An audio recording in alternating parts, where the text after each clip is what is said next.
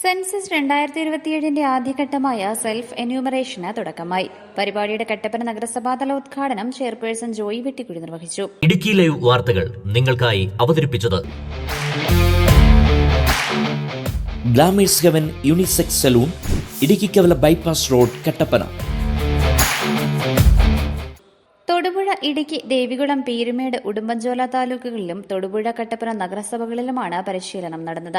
സെൻസസിൽ നൽകേണ്ട വിവരങ്ങൾ കുടുംബങ്ങൾ സ്വന്തമായി നേരിട്ട് ഓൺലൈനിൽ രേഖപ്പെടുത്തുന്ന നടപടിയാണ് സെൽഫ് എന്യൂമറേഷൻ. census.gov.in എന്ന പോർട്ടലിൽ ജൂൺ 16 മുതൽ 30 വരെ ഇതിന് സൌകര്യമുണ്ട്. സെൻസസ് നടപടികൾക്ക് വേഗം കൂട്ടുന്നതിനും എന്യൂമറേറ്റർമാരുടെ ജോലി ലഘൂകരിക്കുന്നതിനും വിവരങ്ങൾ കൃത്യമെന്ന് ഉറപ്പാക്കുന്നതിനും സെൽഫ് എന്യൂമറേഷൻ സഹായകമാകും. കട്ടപ്പന നഗരസഭാതല പരിശീലന പരിപാടിയുടെ സമാപനം നഗരസഭാ ചെയർപേഴ്സൺ ജോയി വെട്ടിക്കുഴി ഉദ്ഘാടനം ചെയ്തു.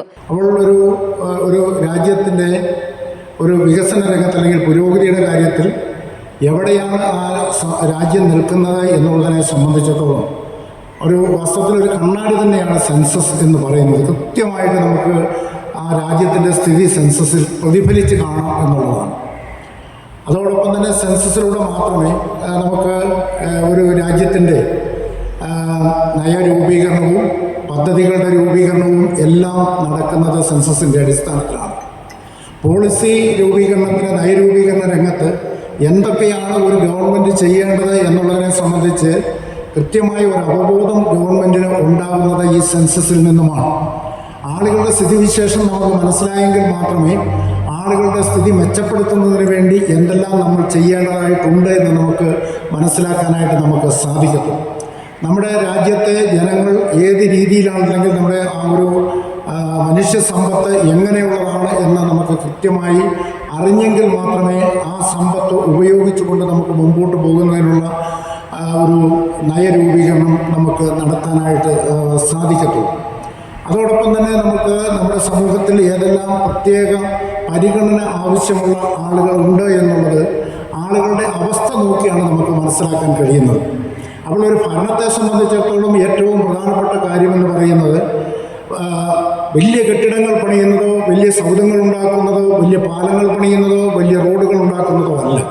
അതിനേക്കാൾ ഉപരിയായി നമ്മുടെ സമൂഹത്തിലെ ഏറ്റവും പാവപ്പെട്ട ആളുകളെ അവരുടെ ഒരു ജീവിത നിലവാരം ഉയർത്തി മുഖ്യധാരയിലേക്ക് കൊണ്ടുവരാൻ കഴിയത്തക്ക നിലയിൽ ഉള്ള നയരൂപീകരണവും അതോടൊപ്പം തന്നെ ഭരണവും ഉണ്ടാവുക എന്നുള്ളതാണ് വളരെ പ്രധാനപ്പെട്ട കാര്യം. അത് സാധ്യമാകണമെങ്കിൽ നമുക്ക് നമ്മുടെ നാട്ടിലുള്ള ജനങ്ങളുടെ സ്ഥിതിയെപ്പറ്റി കൃത്യമായ ഒരു വിവരം നമുക്കുണ്ടായെങ്കിൽ മാത്രമേ അത്തരത്തിൽ ജനങ്ങളുടെ ക്ഷേമം ഉറപ്പുവരുത്തക്ക നിലയിലുള്ള പ്രവർത്തനങ്ങളുമായി നമുക്ക് മുമ്പോട്ട് പോകാനായിട്ട് കഴിയും. അപ്പോൾ അതിൻ്റെ അടിസ്ഥാനത്തിലാണ് നമ്മളെപ്പോഴും ക്ഷേമ പ്രവർത്തനങ്ങൾക്ക് രൂപം കൊടുക്കുന്നത്. ആ നിലയിലാണ് സമൂഹത്തിലെ പ്രത്യേക പരിഗണന അർഹിക്കുന്ന ആളുകൾ ആര് എന്നുള്ളത് ഈ സെൻസസ് കഴിയുമ്പോൾ നമുക്ക് ബോധ്യപ്പെടും. അതോടൊപ്പം തന്നെ നമുക്കറിയാം നമ്മുടെ തെരഞ്ഞെടുപ്പ് ഒക്കെ നടക്കുന്നത് നിയോജക മണ്ഡലങ്ങളുടെ അടിസ്ഥാനത്തിലാണ്. അത് പഞ്ചായത്തിലാണെങ്കിലും മുനിസിപ്പാലിറ്റിയിലാണെങ്കിലും നിയമസഭയിലാണെങ്കിലും പാർലമെൻറ്റിലാണെങ്കിലും എല്ലാം അത് ഓരോ പ്രത്യേക ഭൂപരിധിക്കുള്ളിൽ എത്ര ആളുകൾ എന്നുള്ളതിൻ്റെ അടിസ്ഥാനത്തിലാണ് ഓരോ നിയോജക മണ്ഡലത്തിലും, അത് പഞ്ചായത്തിലെ നിയോജക മണ്ഡലമായാലും അത് നിയമസഭയിലായാലും ലോക്സഭയിലെ ആയാലും എവിടെയായാലും അത് നിശ്ചയിക്കപ്പെടുന്നത് സെൻസസിൻ്റെ അടിസ്ഥാനത്തിലാണ്, ജനസംഖ്യയുടെ അടിസ്ഥാനത്തിലാണ് അത് നിശ്ചയിക്കപ്പെടുന്നത്. അപ്പോൾ രാഷ്ട്രീയമായിട്ടാണെങ്കിൽ അല്ലെങ്കിൽ ഒരു ഭരണ സംവിധാനത്തിന് രൂപം കൊടുക്കുമ്പോഴും ഇത് വളരെ പ്രധാനപ്പെട്ട കാര്യമാണ്. അപ്പോൾ സെൻസസ് എന്ന് പറയുന്നത് പുതിയൊരു കാര്യമല്ല. നമ്മുടെ രാജ്യം സ്വാതന്ത്ര്യം പ്രാപിക്കുന്നതിന് മുമ്പ് ആരംഭിച്ച ഒന്നാണ് നമ്മുടെ സെൻസസ് എന്ന് പറയുന്നത്. നമ്മൾ ഇതിനു മുമ്പ് 8 സെൻസസ് നടന്നിട്ടുണ്ട്. സ്വാതന്ത്ര്യം പ്രാപിച്ചതിന് ശേഷമുള്ള 8ാമത്തെ സെൻസസാണ്. സാധാരണഗതിയിലെല്ലാം 10 വർഷം കൂടുമ്പോഴും സെൻസസ് നടത്തി നമ്മുടെ രാജ്യത്തിൻ്റെ സ്ഥിതിവിശേഷം എത്രയാണ് എന്ന് നമ്മൾ കൃത്യമായിട്ട് അറിയുക എന്നുള്ള ഒരു പ്രോസസ്സാണ്, അല്ലെങ്കിൽ അത്തരത്തിലുള്ള ഒരു പ്രക്രിയയാണ് ഇവിടെ നടന്നുകൊണ്ടിരിക്കുന്നത്. അപ്പോൾ നമ്മുടെ ഈ രാജ്യത്തെ മൊത്തം ഈ സെൻസസ് എടുക്കത്തക്ക നിലയിലുള്ള ക്രമീകരണം നടന്നുകൊണ്ടിരിക്കുന്നു. നഗരസഭാ secretary Aji K Thomas, village officer Jayan PC എന്നിവർ സംസാരിച്ചു. വീടുകളുമായി ബന്ധപ്പെട്ട വിവരങ്ങൾ മാത്രമാണ് സെൽഫ് എന്യൂമറേഷനിലൂടെ നൽകാൻ കഴിയുക. 34 ചോദ്യങ്ങളാണ് ഇതിൽ ഉൾപ്പെടുത്തിയിരിക്കുന്നത്. ഇംഗ്ലീഷിലും 15 ഇന്ത്യൻ ഭാഷകളിലും വിവരങ്ങൾ രേഖപ്പെടുത്താനാകും. കുടുംബനാഥന്റെ അഥവാ നാഥയുടെ പേര്, 10 അക്ക മൊബൈൽ നമ്പർ, ഇമെയിൽ ID എന്നിവ നൽകുക. കുടുംബനാഥന്റെ അഥവാ നാഥയുടെ പേര് പിന്നീട് മാറ്റാൻ കഴിയില്ല. ഒരു കുടുംബത്തിന് ഒരു മൊബൈൽ നമ്പർ മാത്രമേ ഉപയോഗിക്കുവാൻ സാധിക്കുകയുള്ളൂ. ഒരിക്കൽ രജിസ്റ്റർ ചെയ്തു കഴിഞ്ഞാൽ അതേ നമ്പർ മറ്റു കുടുംബങ്ങൾക്കായി ഉപയോഗിക്കാൻ കഴിയില്ല. ഇഷ്ടപ്പെട്ട ഭാഷ തിരഞ്ഞെടുക്കുക. കൂടാതെ രജിസ്റ്റർ ചെയ്ത മൊബൈൽ നമ്പറിലേക്ക് അയച്ച OTP നൽകുക.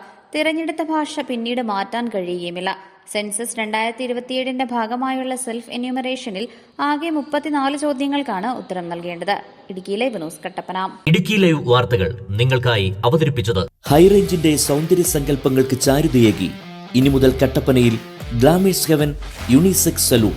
സൗന്ദര്യവും ആത്മവിശ്വാസവും ഇനി ഗ്ലാമേഴ്സ് ഹെവനിലൂടെ. Professional services, bridal makeup, hair spa, hair styling and colouring, hair straightening and smoothening, pedicure and manicure, വിസ്മയിപ്പിക്കുന്ന മേക്ക് ഓവർ അനുഭവം, ബ്രൈഡ് ആൻഡ് ഗ്രൂം വർക്കുകൾ.